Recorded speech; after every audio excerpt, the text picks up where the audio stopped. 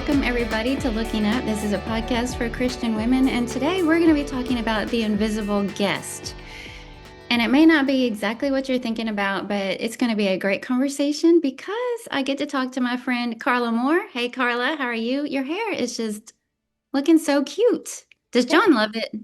he actually does. He just told me this week. I mean, he's told me before that he liked it, but earlier this week he just said, "I really do love your hair." And I said, "Well, don't get used to it because it's not going to stay this color." So, But he'll love it, and the way you're doing it will make it seem so gradual. You know, the grow yeah. it's so gradual. So I think he'll be kind of used to it being that light anyway. But anyway, you're Carla Moore, and I'm Kathy Pollard, and we're your hosts of this podcast. And we thank everybody who's listening, and our aim is just to encourage you to keep looking up no matter what's going on in the world. And speaking of the big wide world, what's going on in yours? Well, so I told you that I was going to try that barbacoa recipe, Yes. and it was good, but I have to say, the recipe calls for apple cider vinegar Mhm. and a couple of other things that are kind of spicy and hot. So I would encourage you to try it, but don't have it on in the crock pot while you're at home because I mean, it was every time both of us walked through the house, through past the kitchen, we were like, our eyes were watering because of that vinegar. It Oh. was just really, really strong. So it was good and we enjoyed it, but things must be really super exciting for me to first mention the barbacoa recipe, right? That's right. It's been kind of a quiet week, which has been great. hmm Yours Yeah. too, huh? I mean, we still have snow all over the ground, which, literally quiets things down. It Yeah. just seems so soft and silent, and we still have snow on the ground. And today we finally got packages. It's so funny because my husband's birthday is in a couple of days, and I ordered his stuff ages ago. And ever since Saturday, so we're recording, let's see, Saturday, Sunday, Monday, for 5 days in a row. I've received the notice that your packages are being delivered, like they're out for delivery, when they do that. And we didn't get it because I think they come up to our long drive and they're like, nope. Nope, not happening. The roads are clear, but our long tree line driveway is not. It looks pretty icy, and it is. Well, they finally came today, and when they send that picture, they didn't bring him to the house. They left him down there by the road, by the fence. And so I thought, well, great. Now I'm gonna have to go get him because they're just sitting in the snow for one thing. But I also Mhm. don't want somebody to come by and swipe them. So I drove my car for the first time in a week and a half, and I had to let it warm up for a long time. And then I was just inching along like a little old lady because it is so slick. What's happening is the snow melts a little tiny bit during the day and then freezes over again at night. So I was inching my way down there and got down to the end and opened up the door and tried to step out, and I couldn't stand. I was wearing tennis shoes and I could not stand. Like I couldn't get any traction whatsoever. My foot just kept coming out from under me. So then I inched up a little bit further to where I was even with it, but it was on the other side, outside the other door. So I put the car in park, climbed over the gear shift and out the passenger seat side and opened the door. Didn't you record this? Haha. There were four boxes out there stacked on top of each other. And so I was leaning as far out as I could to grab them. Well, the one on the bottom was too big and heavy for me to do that. So then I was trying to somehow get out of the car over far enough to grab that box. But again, no traction whatsoever. So I did this kind of little like crab crawl thing, hanging onto the car, shuffling my way over to that box, scooping it up, and I lifted it and threw it back into the car. And then I was trying to hold on to the edge of the car with both hands and shuffle my way back over. And I just, the whole time was going, please don't let anybody drive by. Please don't let anybody drive by. Well, then I didn't have any way to turn the car around. So I had to back the car up over the ice for our entire driveway. So I was just like, just barely. It Okay. took me forever. So, but hasn't Neil been going back and forth over it in his truck? Yes, And it yes. still's not really melted that down to where you're No. not slipping. And like I said, if there's any, you can walk on it during the day and it'll leave a little bit of an indentation. Hmm. At night it freezes over. So it is solid ice. And Neil was making visits today and slipped across the parking lot at the hospital. And I mean, it's just, it is slick out there, folks. I'll never forget that first weekend we were at Bear Valley. This was January 2017. And, we came in, it was Wednesday. I remember we came in on Wednesday and it started snowing in about Colorado Springs. So we had about an hour drive into Denver. And John and I are both thinking, is this what it's going to be like? Is it going to be snowing all the time? And by the time we got to the house, it was pretty covered. I mean, the ground was covered and people were starting to think, well, we need to go. And so sure enough, I mean, it kept coming down, kept coming down. We went out to the grocery store. I remember trying to push the grocery cart through the snow. I've never done that in my life. And then the next day, I mean, I remember they canceled Bible class that night. And the next day I'm thinking, well, we're here by ourselves and I guess we'll see people later. And lo and behold, you and Neil are in the office. You got out and drove through the snow. And it was Yeah. like, yeah, I guess y'all are like the postmen that neither rain nor snow nor sleet of night or whatever is going to keep you from work. But that was so alien to us, but that was normal to y'all. That was a proper Colorado welcome for you. It sure was. This is your new normal. And then snow was like gone the next day, Mhm. but not in Kentucky, apparently. No, it just ices over. Yeah, but anyway, in other news, in other news, you see, I'm back to my readers. Oh, yeah, I didn't notice until now. Yeah, I decided to return those glasses. Really? Yeah, because I, first of all, part of the reason I got them is so that for video occasions like this, there wouldn't be a glare. I mean, I specifically got that non-glare, Yeah. but that didn't work. I still had just as much of a glare, and I was still switching out glasses, Mm. during different times of the day. And I also didn't like the kind of horned things Yeah. on them, I just didn't like the way. So anyway, since I didn't love them and they were kind of Expensive. pricey, Yeah. you get 60 days, so I'm Mm. just taking them back. Well, what about the contacts? Do you think you might try those? I might. Yeah, we'll see. See if I'm a chicken baby. Chicken baby. So I meant to ask you this last week, and I probably know the answer to the question, but did you happen to watch do you know the guy that did the free solo of El Capitan? Excuse me. His name is Alex Honnold. You don't Mm, even know what I'm talking about, do I you? know what you're talking about. I'm It's sorry. one of those things that I'm fascinated by because I'll never do it. His name is Alex Honnold, and I don't know, 4 or 5 years ago, maybe more, he free solo. He climbed El Capitan, the face of El Capitan, with no ropes, no harness, nothing, which to me is the Yikes. height of idiocy. I mean, I can't even.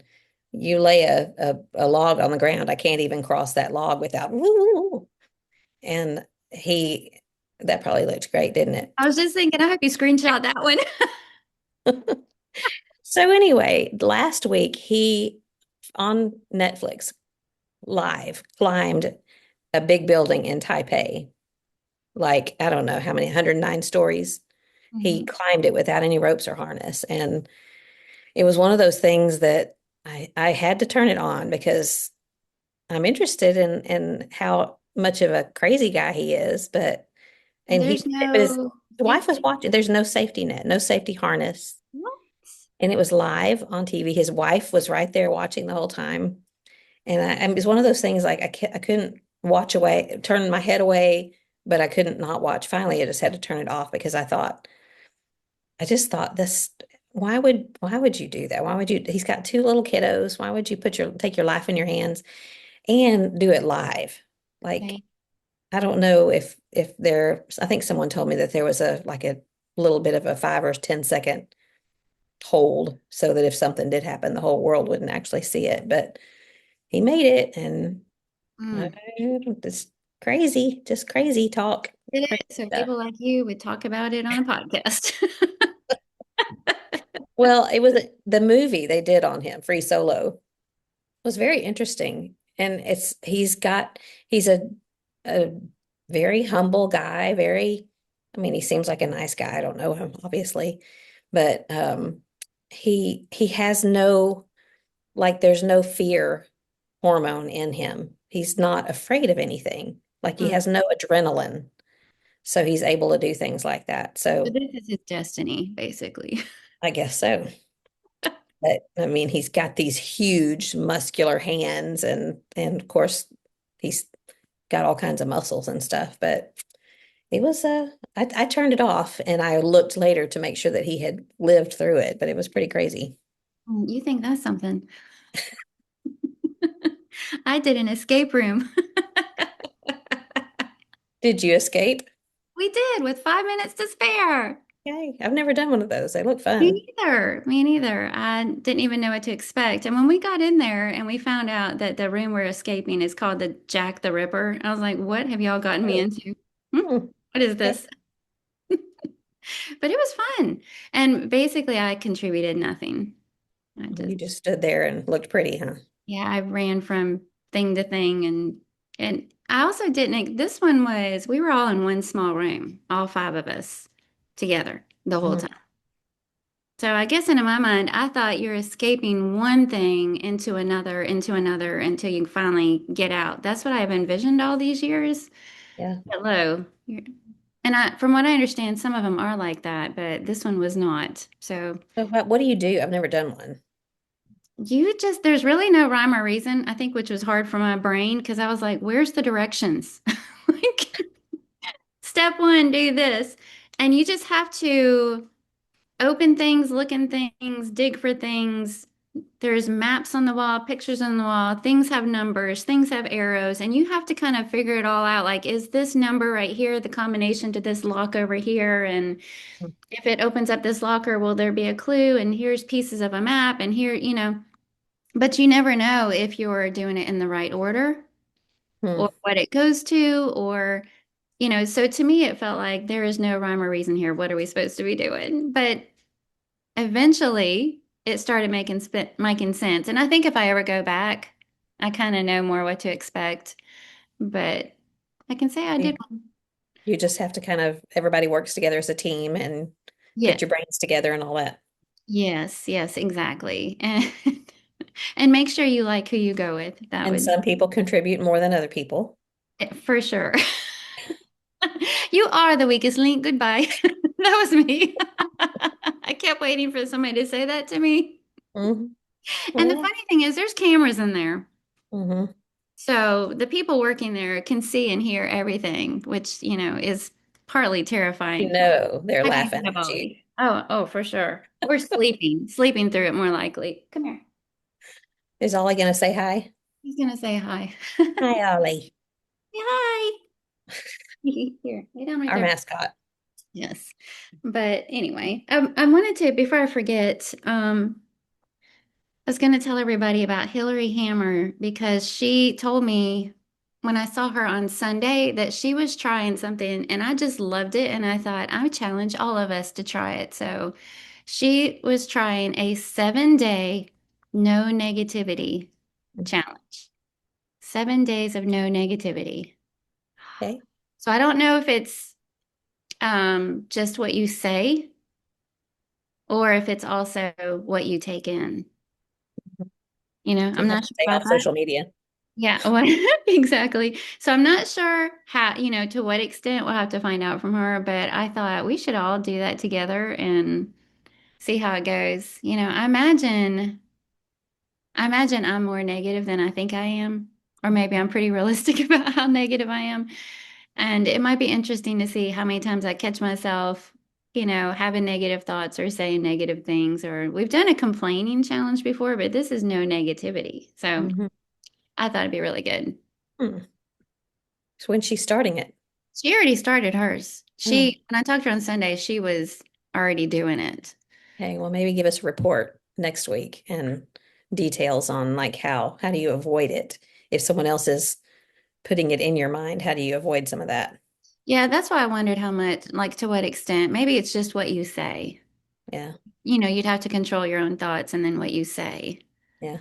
But anyway, but I love it. I love a good challenge, and this sounds like a good one, a needful one. Are you with me? Are you with me? I'm with you. I will do it. All I will do right. it for sure. Maybe let me know when and because I mean, I want to be negative right up until the very moment that I don't have to be. And then I want to be able to cut it off when, It's like a diet. How much longer do yeah, I have to have pizza and chocolate? yeah. I came across something that It's I my had last shared. meal. something I shared on Facebook. It was like came up in my memories, and it was one of those cartoons. What are we doing? And then, the crowd is saying, diet. When are we doing it? Monday. It's Monday. Next Monday. Exactly. Yeah. Put it off as long as possible. Well, I thought about making this my something good for you, but I'm not going to because I have something else for that. But I'm going to tell you about something. I was kind of being negative. We haven't started the challenge yet. You haven't started yet. About the fact that I feel like I'm sitting more. And, part of that is it's cold outside and I'm not going out there. But I feel like more things that I'm doing these days take more sitting. And I'm feeling it, the effects of it, just more and more sitting. And Neil ordered me a standing desk. Yeah, And good. he's got one in his office and loves it. And so he said, "Do you want me to order you a standing desk?" And I was like, Well, because you it, can lower it, right? I mean, it yeah, doesn't have to stay but that it way. just didn't really sound good to me. I was like, oh, where would I put it for one thing? So, but he ordered it for me and I love it. I love it so much. Our, that bedroom on the main floor that used to be our bedroom? Mm. We catty cornered that bed, and put a big mirror and rug there, so that's where I can do yoga and stuff. Well, there's also a big open space in there, and the desk is pretty, but it doesn't take up a lot of space. It's plenty big for what you need, but it doesn't take up a lot of space. So we were able to put it right by the window in there. And I've got my Bible and my laptop, and I put a plant and a candle and my water and a notepad. And like, it's perfect for everything. And you can set 3 presets. Mm. So there's a sitting one, a standing one, and then you can make it even higher if you're doing like video recording, and stuff like that. And so ever since it came in, I have spent, it came in, I forget what day, but I have spent so much less time sitting. And I thought it'd be harder than it is, but it's just amazing. I mean, it has made all the difference and I really like it. I highly recommend it. Is it the kind that sits on top of a desk, or it's the desk itself? It moves up and down. Desk itself. Mm. It's the desk itself. It's got like a little wooden top. And it's got little hooks on the side. I don't know what those are for. I haven't hung anything on them. I don't know what you would hang on them. But what? Plugs, maybe? Well, there's a thing in the back that you clip your cords and stuff Yeah. to. Hmm. But these are like just little on each side. It's got like little hooks like this, like you would hang a purse or a bag or something on or a basket. I really don't know what, but I feel like I've got a whole new workspace, writing space. So anyway, I'm Good. excited about it. I like that. Hmm. Well, one thing I was going to mention is that last Friday, Dripping Springs congregation has done this for many years. They call it the Hands Breakfast once a year. And Hands. hands stands for, oh, now I can't remember, but it's for the public servants, the Oh EMS. yeah, yeah. So what does the hand stand for? Some kind of something something service. I'll have to catch up with that later. But so once a year they do this, and the policemen come, and the EMS and the firemen, and they can just stop by. So it's, like it starts at 7:30 and it goes till 9:30 or 10. And so we've missed it the last however many years because we're usually in Denver this time of year. But John went on Friday, and he was sitting there talking to some of the EMS guys, and he was curious if any of them happened to come for his heart event, happened to be there. And none of them were that were at the table that day. But then a guy came in that was one of the EMS guys that was in the ambulance with him that took him to the hospital. Mm. And John sent in our family text, sent a picture of this guy. And I didn't remember him, but he said it was just very emotional for John because the guy gave him a firsthand account of what happened when, throughout the ride to the hospital, because it was about a 20-minute ride or so from here to Lake Travis. And then, his heart stopped here at the building, again in the ambulance, and then again at the hospital. And he told him about some things that were said, and some people, I knew some of it. I knew some of the things that had happened, but one of the doctors, and I'm wondering if it's one in particular that I remember basically said, there's just really not anything else we can do. But there was a nurse, and that nurse I still keep in touch with, that just refused to give up on him. And anyway, this guy, Josh, the EMT, was able to confirm a lot of that stuff. And it was a neat thing for John to be able to say thank you to, because we had gone to the EMS station here in town maybe 2 months after John's heart event and took cookies. We wanted to meet them and, just say something to him, but none of them were there when we went. But it was really a neat thing for John to meet him and to be able to talk to him and thank him in person. So I thought that was kind of neat. And this is 5 years later or six? 5 years Five. later? Five Yeah. years later. That's very cool. Yep. Very cool. And then he showed John a picture of his family and, just to be able to put a real face and a name and it's just a real person that changed the course of your life. So it was really neat. That is cool. That's a great story. That's a good personal story to end on before we hop into our topic, unless there's anything else you want to share. The only thing else that I was going to share is something that I sent you, and I wanted to share it with the group. And I haven't mentioned The Chosen lately, and we've been kind of slow in watching season 5 is where we are right now. And so we're just kind of slowly catching up with it. But recently we watched, I don't remember which episode, season 5, like episode 4. And it's part of the Last Supper. And this is where tradition says it's something called the Dayenu. And supposedly Jewish families still do this today. And if you watch The Chosen, you'll know what I'm talking about. But it's a like sort of a, I don't know what, it's not necessarily a prayer, although I think some people consider it a prayer. But in the episode, there were two occasions of this Dayenu, and one of them was Jesus with his apostles around the table. And then there was another one, this is the one that I sent you, of Jesus with his female disciples. But what it is the Dayenu means in Hebrew, it means it would have been enough. And I was going to read some of the words. If you had just poured out your love in creation, it would have been enough. And so what they do is one person says the first line, and then the group says it would have been enough. So if you had just poured out your love in creation, it would have been enough. If you had revealed yourself through creation, but not made covenant with us, it would have been enough. If you had called us to accountability when we strayed and not delivered us from bondage, it would have been enough. So it was just such a beautiful scene of, thanking God, thanking the Lord for the things that he's done for us, and how even if you had just done this, it would have been enough, but you did more. And they just go over and over and say all of these things that he's done for us. It would have been enough. So I will link that next week in the group, probably the women's version of it, because I thought it was so beautiful. Yeah, Like it you made said, I me cried cry my like a eyes out. baby. It Yeah, really did.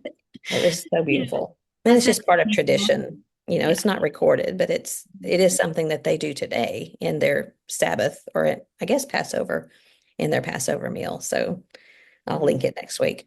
But that's all I have. The first time I ever heard of that was not too long ago, a few months ago. Somebody has turned that into a song Mm. that it would have been enough. And I was listening to the song and I thought I was just struck by the words, and it was so beautiful and the whole idea is beautiful. And I shared it with Neil, and that's when it was called, the name of the song was called That Word. Diana. Yeah. And that's when I looked it up and I heard about, learned about all that kind of stuff. But it's such a beautiful thought. I'd never heard of it before the chosen scene. Mm. Yeah. Okay. Okay. All right, we're gonna we're gonna hop into it. So we're talking about the invisible guest theory, and I ran across this a few days ago on some psychology page. But this woman was telling the story about how her grandmother shared the invisible guest theory with her, and the invisible guest theory. And I'm just going to share the woman who shared about her grandmother. I want to share a little bit of what she said. And she was talking about how when you walk into a gathering of some sort, a party, a dinner, maybe for us it'd be a church scenario, fellowship of some sort. And you and I have talked about this before on this podcast about how sometimes after you've been with people, when you leave, you overthink everything. No. Did I, what? No, what? Okay. Yeah, did I sound like an idiot? Did this come across the right way? Did this, I wish I had said it this way or whatever. Or maybe you get nervous on the front end about, how you're dressed or how you look or how you're going to come across or how you present yourself or what you're going to say. So all this sort of pressure and overthinking and stuff that we do. That's the background to this. She said, when you walk into almost any party, dinner, meeting, or gathering, most people aren't really even thinking about you. Hmm. And they're far too busy thinking about themselves. They're wondering if they sound clever. They're wondering if their outfit's okay. They're wondering if people like them. And so that's the invisible guest theory. A lot of the time, you're simply an invisible guest in somebody else's world. So that's the idea behind that theory. Not because you don't matter, but because everyone else is caught up in their own thoughts. And she said that it made her rethink all those moments that she would replay the evening in her mind, and she said, all the times I left a room convinced that people were judging me or laughing at me, but they weren't. Most of them weren't even noticing. And she said that if most people, this is the part I loved, if most people are too focused on themselves to see your flaws, why do we keep act like we're center stage? And I thought that was extremely well written because really that's what we're doing when we put all that pressure on ourselves and then we relive everything afterwards. It's like everything just stopped when we walked in the room and it's all eyes on us. And everybody is so interested in everything that we're doing and saying. Might possibly have an overinflated ego, Exactly, maybe. exactly. And so then she goes on to talk about how freeing it was. And I want to come, if I forget, remind me to come back around to that thought.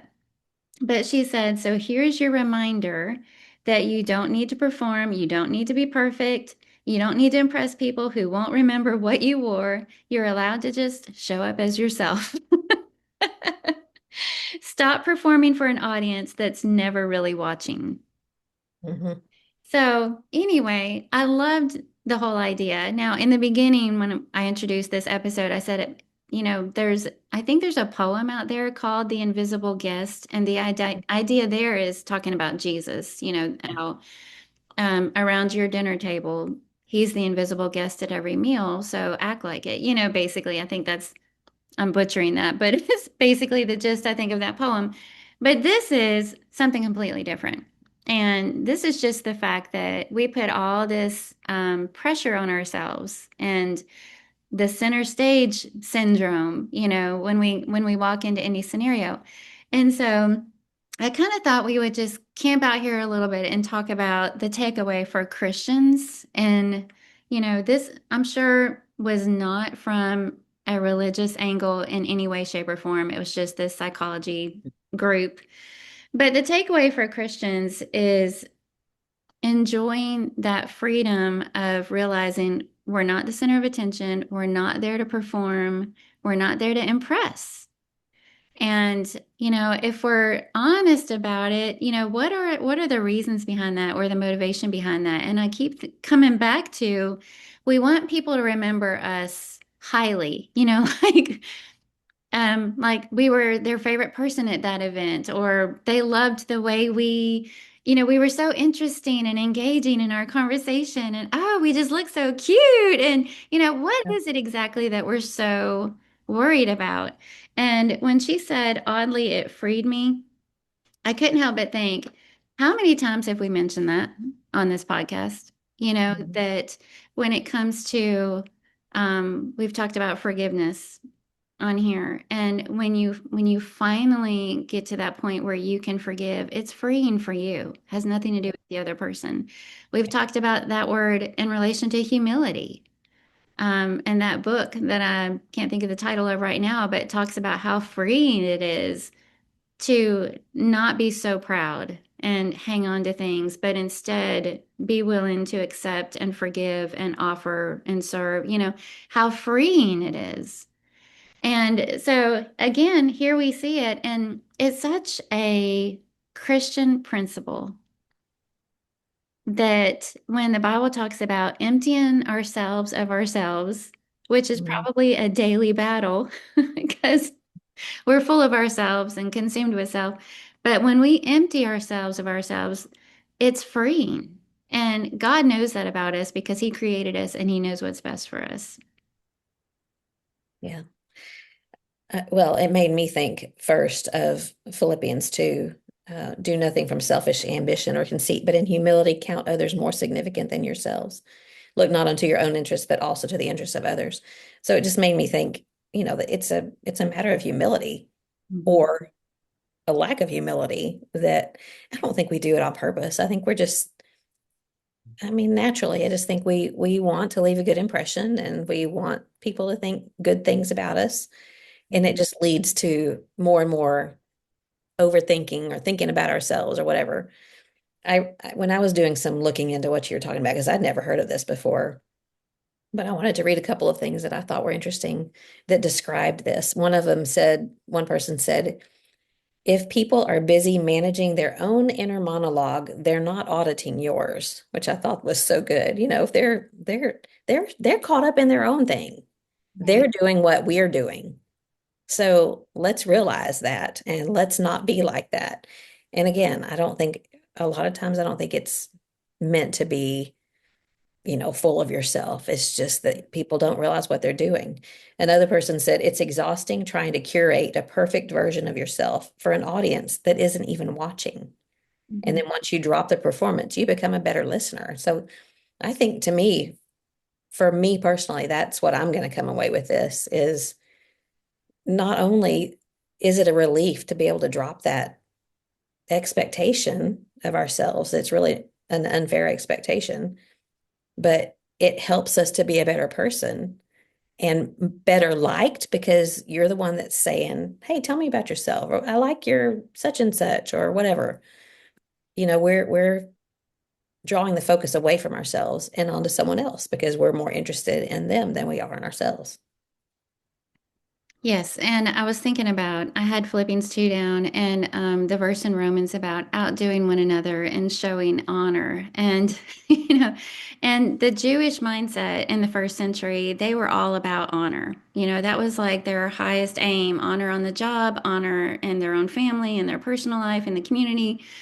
They wanted the best seats in the house. It was all about what can I do to heap all this honor on myself. And so we see so much of the Bible countering that mindset. It's not about you. It's about not thinking about your own interests, but the interest of others. If you're going to outdo somebody, outdo it in giving them honor, and letting that be what drives your interaction. And to me, that's the perfect solution to all of this. When you walk into any scenario, what can I do to honor the people that I'm going to encounter?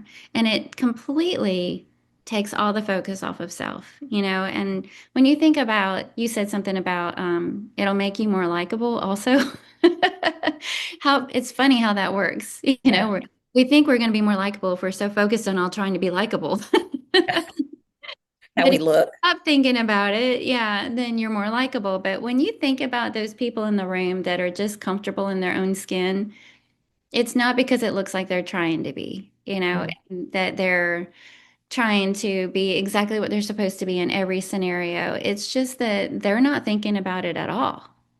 right. And they are just being themselves and genuinely interested in other people. And that's what you remember. That's the kind of people that you remember. And you walk away from thinking, what a delightful person. Mm, And um, I was thinking with the invisible guest theory, for the Christian, we want to turn that around completely. Of course, it's freeing to take that pressure off. It kind of reminds me of Kathy Petrillo taught what did she call her class? On Teaching method. teaching methods. Yeah, it was like had a lot to do with public speaking also. And so she would talk about if you've done any kind of public speaking at all, especially when you first get started, it can be extremely nerve-wracking. Mm, Physiologically, emotionally, all these things are going on. And she really just kind of very bluntly said, get over yourself. It's not about you.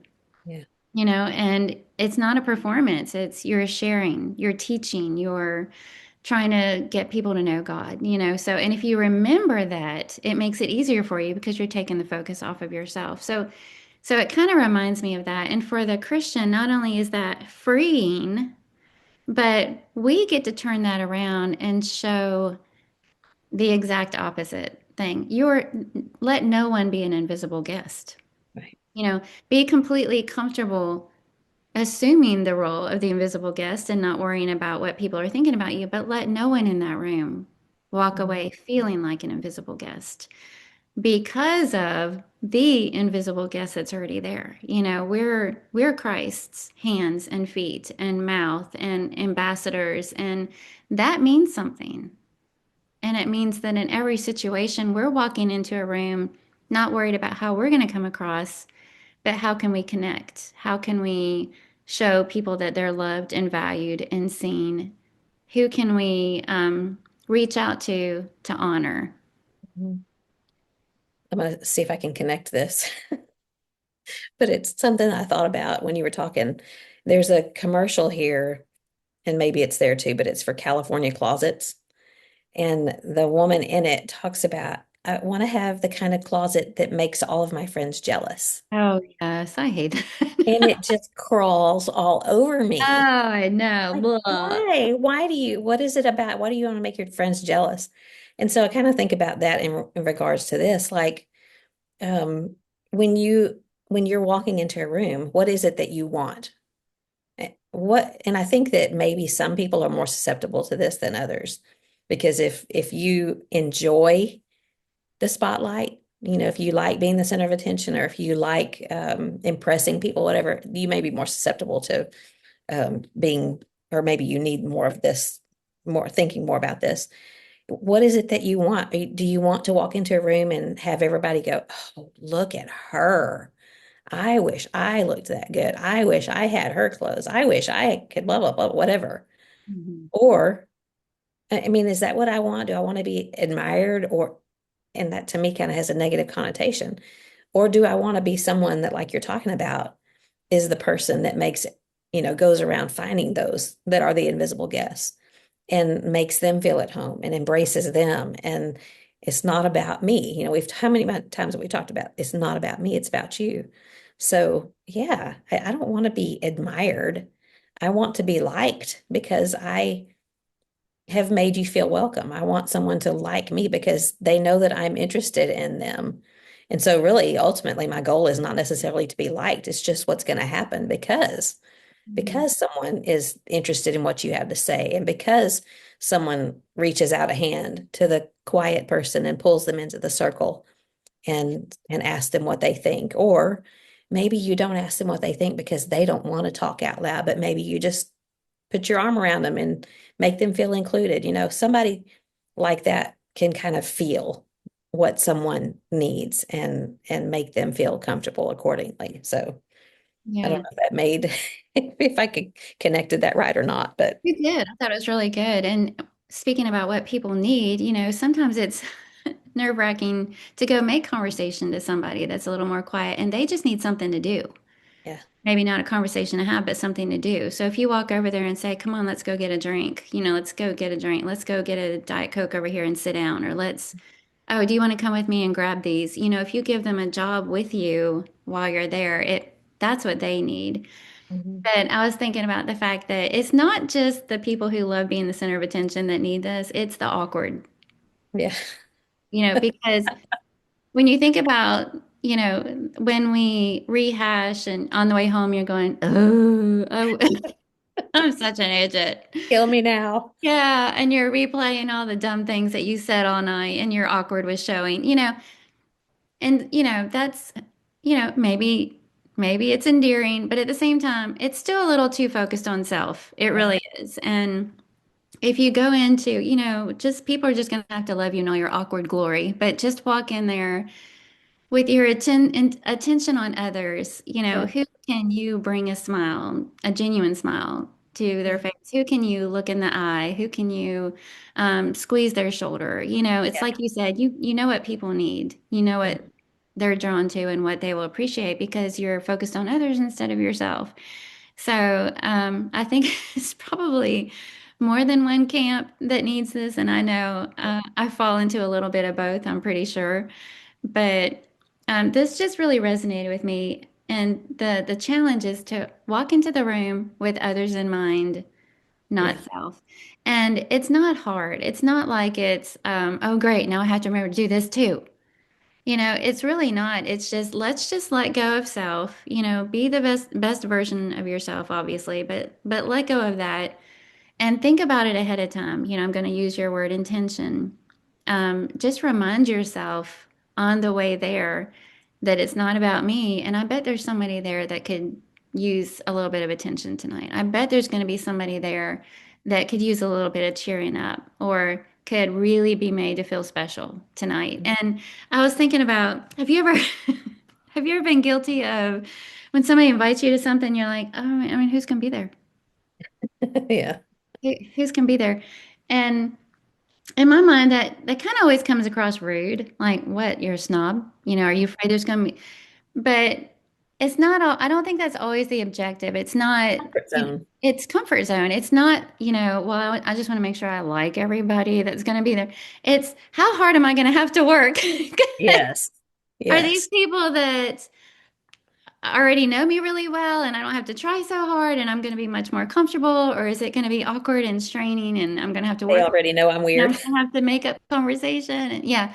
And so again, it's just this whole focus on self. How comfortable am I going to be in this scenario? How hard am I going to have to work? And it removes all of that, And if you ever want to know who's going to be there, then let it be so that you can think ahead of time of ways that you can make their night, Yeah. and make them go home with a little warmer heart. Yeah. I mean, it's just biblical. Yes. Everything is, can come around to that anyway. But like you were saying, it's not just something extra to remember. It's just being a Christian and being interested in others and trying to help others feel comfortable and rather than being worried about ourselves. Did you, when I was reading a little bit about this, I also came across the spotlight effect. Did you read anything about that? No. It's just someone said it's the same thing, but the spotlight effect, it says it's a cognitive bias where people significantly overestimate how much others notice, judge, or remember their appearance, actions, and mistakes. And they did an experiment where apparently he said this was back in the day when Barry Manilow was very uncool. And whoever this was doing this video said, oh, he's very cool now, but he wasn't then. And so, like, 10 people went to a party with Barry Manilow t-shirts on, thinking, oh, everybody's going to think I'm so uncool because I'm wearing Barry Manilow t-shirt. And that it was something like 20% of the people even noticed that they had Barry Manilow t-shirts on, which I would be more like, why are there 10 people here with Barry Manilow t-shirts on? But the whole thing is nobody cares. Nobody notices. And if they do, so what? It Yeah. doesn't matter. It really doesn't matter. So why worry about them? Why is it that I don't guess it's always ego. Sometimes it is, but I think probably it's just a matter of pride or worried about our pride. It's probably has something to do with introversion, extroversion, and all that kind of stuff. But it's very interesting. Well, it is. And if we can let go of that, we can be more present. It's really hard to be in the moment and be present and pay attention to the people that God's put right in front of you if you're focused on yourself and so consumed about how you're coming across. But if you can just set that aside, take care of that before you leave the house. You could Make pray sure, about it. make sure you don't have anything in your teeth, and comb your hair and then be done with it, and then you can just focus on everybody else and put that aside and be present for the people that are there and look them in the eye and be interested in them. And I And laugh at imagine, yourself. You could laugh at yourself if you do have something in your teeth. oh, That's another. absolutely. Yeah, and I imagine when you do that, you'll leave whatever occasion that is much more fulfilled. Yeah. It's much more fulfilling to give and love on others than to be so focused on self. Yeah. I remember thinking a little something along these lines. I would have never attached it to the invisible guest theory, but I remember, I've said I don't like taking pictures with my glasses on Mhm. because I feel like my eyes are like huge behind my glasses. This podcast has helped me get over that because I mean, I can't do it. I can't read things or see you without them, but I still take my glasses off for a photo. And then it occurred to me one day, it was like, I mean, most of the time when people are looking at me, I have my glasses on. So this is what I look like most of the time. So I probably look a little strange when I take them off and I'm in a photo without them. So it was just kind of like, why am I doing this? Why am I so worried? Of course, like I said, I still take them off. But I think anyway, I just think it's one of those things that we think that people are thinking a whole lot more about us than they are, and they're not. So Mhm. get Exactly. over it. That's right. Okay.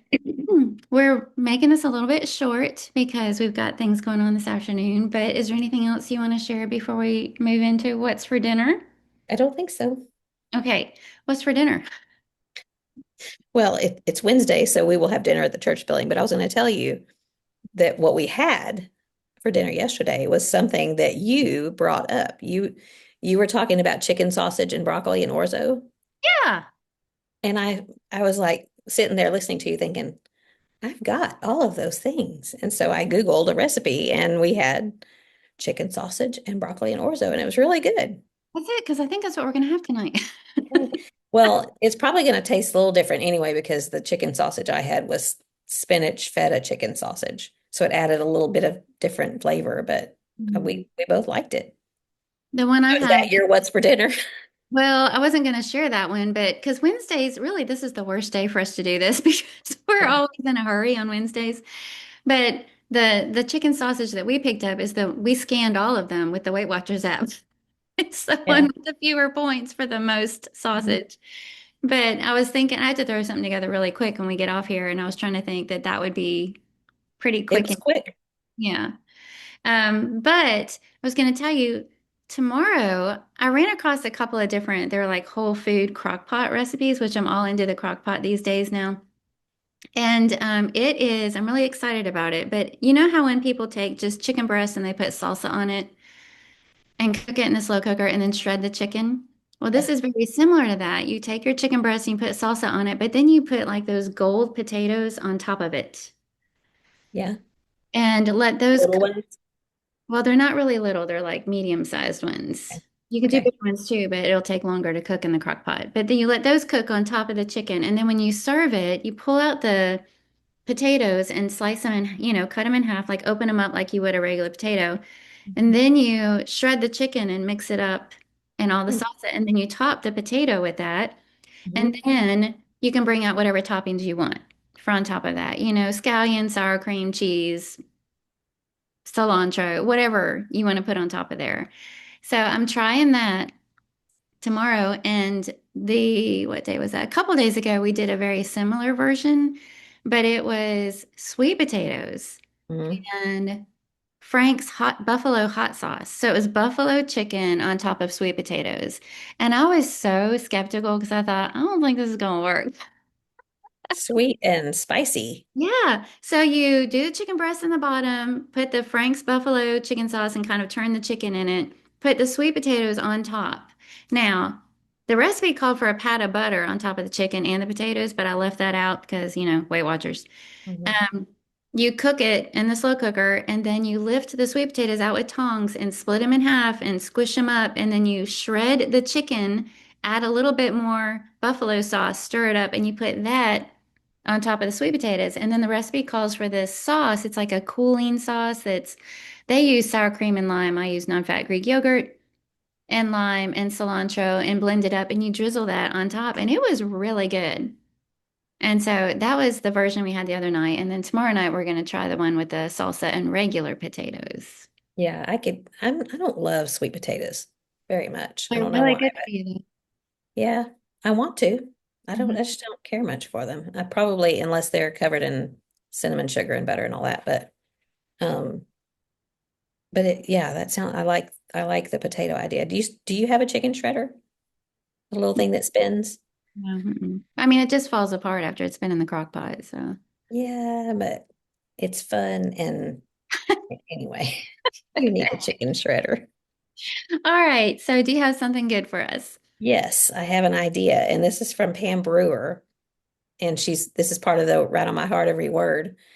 We were going through First Samuel 7 this week, and this is where after um the Philistines take the Ark of the Covenant and they put it next to Dagon, and the next morning Dagon is, Mm. and so they bring the ark back. So there's a in chapter 7, there's a part that says that Samuel put the stone down and he called it the Ebenezer. And so that's where our the song Here I Raise My Ebenezer. She has a tray with small rocks. She calls her Ebenezer tray.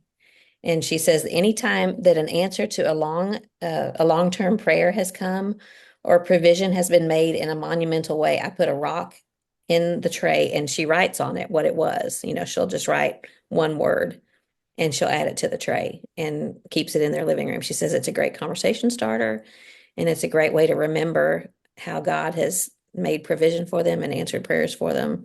And I thought that's just the neatest thing. And I want to do that. So an I love it. Ebenezer tray.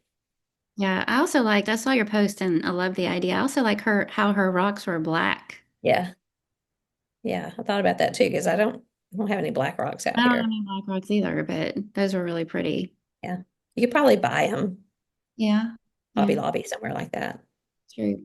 All Yeah. right, so my something good for you is also an idea from somebody else. Leslie Hamby reached out with this idea for something good for you, and she mentioned the Wives of Virtue group, which was created by Stephanie Kenyon, and I'm already in that group. I don't know if you are. I think so. But she says that Stephanie Kenyon puts together a calendar every month of prayers for your husband. Hmm.